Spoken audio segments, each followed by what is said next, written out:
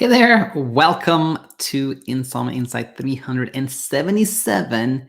This is an episode that has been on my mind for, I think, almost a year. I think I've pondered doing this particular episode for about a year, and I was thinking of naming something like the meta episode or something like that, and you'll see why in a second. But here is the thing. The thing is that as I've been, running this YouTube channel, it became clear to me after maybe 6, 7, 8 months or something like that, that a lot of things I teach here applies so very much to myself.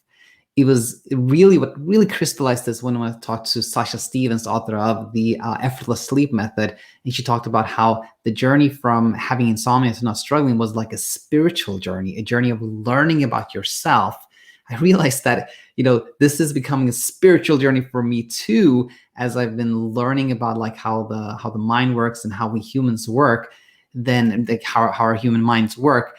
Then I started to kind of see how I was having habits that were not helpful to me. And I thought it was really important to share, because a lot of times when you have trouble sleeping, you think that it's just you, like your thoughts are so unusual, strange, bizarre, you have no control of them, etc. But we are all the same. So that's one of the reasons I want to talk about this. So I'm going to share, of course, the panic moment I had 2 days ago, and we're going to learn from that. But leading up to this, I want to share 4 habits that I have that are not helpful at all. We're talking about why I have them, and if you have these type of habits, what to do.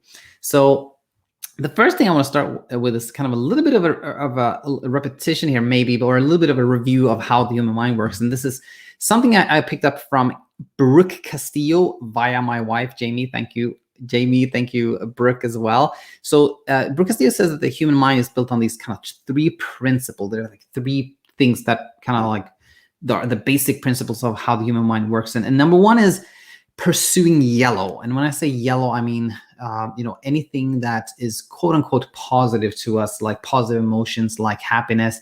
And the reason for that is that happiness basically is a signal from the brain that you're onto something that will give you life, that is good in terms of your survival. If you think about our ancestors, they saw this like a plum tree full of like juicy plums that made them happy and excited, because this was food, something that would make them survive and make them live, avoid destruction. So that's why we're programmed to pursue yellow. When something, this makes me happy, you want to do it. It's basically a cue for life, for survival. So we humans are programmed to pursue yellow and avoid blue. Blue is like the quote unquote negative emotions. I say quote unquote because I really think we're best off when we're not labeling it, but for educational purposes, I say negative.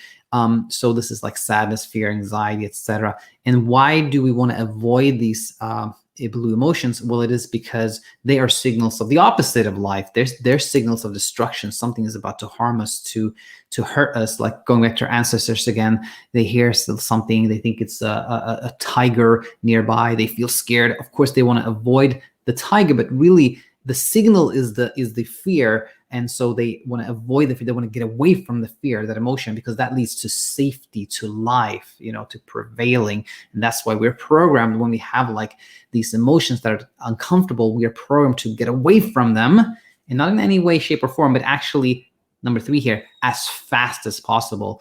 Imagine that again, our ancestors saw that juicy plum tree. They're not going to be like, oh, that's some great plums, I can eat those tomorrow. They might not be there tomorrow. We're prone to do things fast, pursue yellow fast, get away from the discomfort fast, because that's increases our chances of survival. So that's how the human mind works, and we're gonna see how this is helpful as I share with you some of my habits that I'm working on. But I have 4 of them. So number 3 is tracking metrics. Okay.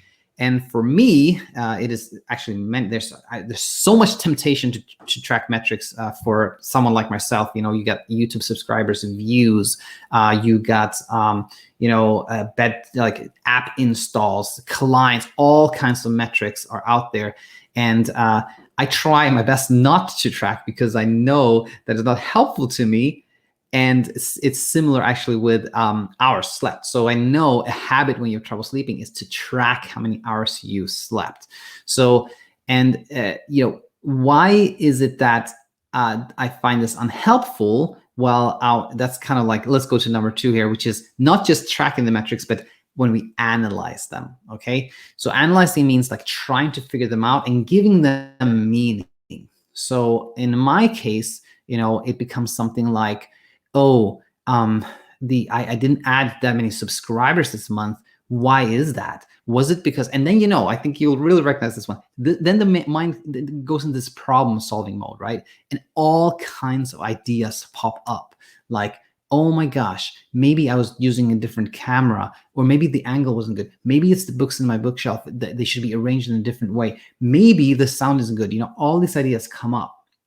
And similarly with sleep, it's like, when you slept little, all these ideas come up, And so when you analyze it, when you think about it, trying to figure them out, that's you can already sense how that produces so much anxiety, because of the fundamental thing, which is that these things we don't have control of so many things, and they can be for any reason, right? And also not just like analyzing these ideas, but the meaning. Sometimes you go and see like, oh my gosh, going back to my habits here again, like, oh my gosh, I only added so many subscribers last week. This means that I'm terrible, and I've said everything that I need to be said. I have no new ideas, and this is it. This is the end of this is the beginning of the end, right? And similarly, when you slept a little for a couple of nights or something like that, then you get this idea that it must have been because of this reason, and this is going to just get worse and worse, and et cetera, et cetera. So again, I'm just sharing for kind of to educate you that we all have the same thought patterns. And number 3 here, I said, not looking back, but projecting, which we kind of already did, but projecting into the future, saying like, okay, going back to metrics again, like, oh, this happened.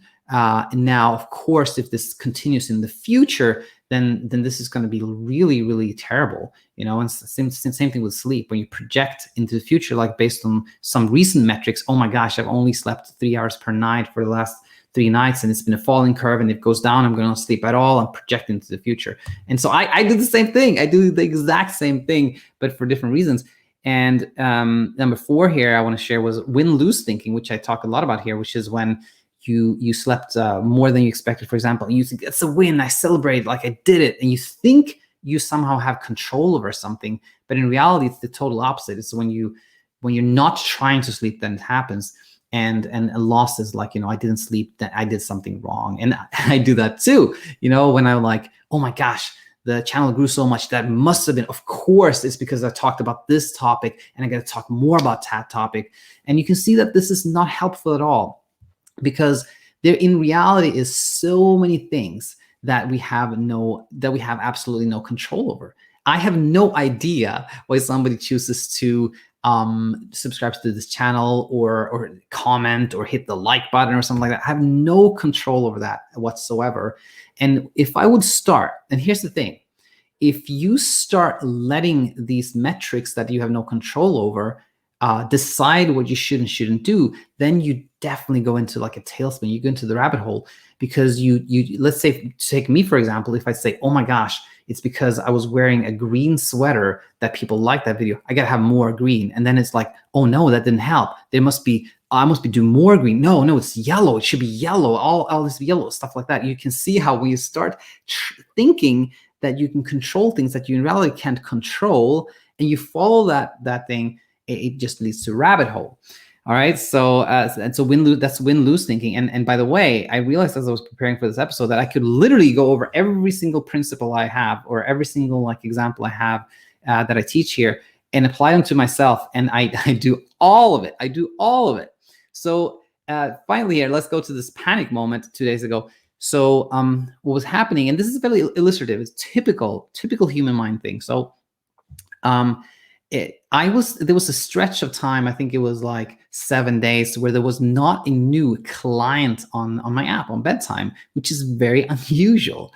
And so I was starting to think, what's wrong? There must be something wrong. And we had a new upgrade that day. Maybe it's that, or maybe something's not wrong. Maybe it's not feeding it into maybe there are new clients, but I don't see it and things like that. So I decided to download it myself and check out what was going on. So I downloaded the client app, BedTyme, and I was going to send a message to myself just to check it out. And guess what? I couldn't send a message. I could not send a message. I was like, oh my gosh, of course, this is terrible. And there must be something, this mistake, this bug must be related to the fact that there are no new clients. And so I panicked. I totally panicked. And I sent a message to our CTO, our Chief Technology Officer, Hang. And I said, this is a big problem. And then I pondered some more and I was like, if somebody downloads the app now and cannot send a message to me, that's so terrible that I have to take down the app. So I went to Apple, I took down the app, I took down the app from the App Store. So it was not available for a few hours. And I was pondering how I'm going to do this, how I'm going to communicate this to followers, blah, blah, blah, blah. And then, literally like a day later, Hang texts me and says, hey, Daniel, we figured out the issue. There was actually no issue. Here's the thing. You are not subscribed in the app, and therefore you cannot send a message. And that's part of the features that you wanted yourself. And I was like, oh my gosh, he's right. Of course. And it's like, I asked for this myself. And now I'm panicking because something I wanted to have done. And I saw that it was kind of this whole thing we talked about here, like the reaction to things you have no control over, and pondering and thinking that leads to these decisions that are not helpful. And so, and then sure enough, there were some new clients popping up and everything was fine. So I just want to share that again to educate you that we are all the same. We are all the same. We have the same human brain. So why do I do this? Well, it's because I'm chasing yellow, I'm avoiding blue, and I'm trying to do it as fast as possible. And now here's the question. How do I meet this? With all the insight I have, how do I meet this? Well, I mentioned three things here. First of all, it is awareness. When you know what's happening, when you know how your mind works, that in itself is so helpful because you can see it. You see how it's working, right? And then self-kindness. When you do things like I did, totally panicked and remove the app and all that, then I try to not to be hard on myself and try to meet that with self-kindness and even humor. Sometimes, if you can do it, humor. When you start seeing how the mind works and you start seeing this clearly, you can actually meet it with humor. And that doesn't change the fact. That does not change the fact that these thoughts will come up again and again and again, but they don't need to lead to a place where you are constantly struggling or suffering when you meet them with awareness, self-kindness, and with humor. So I hope this meta episode was helpful. And with that said, we'll conclude here. And I want to say that if you want to, if you like the teaching here and you want to work with me or learn more, then head over to thesleepcoachschool.com, which we've modified the website. Hope you like it. And there's a tab at the top where you can send questions. So check it out. With that said, I'll be back tomorrow with an episode where Neil is gonna guest again. Then we have a success story on Thursday, open class Friday with Michelle. So lots of good stuff coming up. And again, hope you enjoyed this episode and look forward to having you back real soon. Until then, take it easy.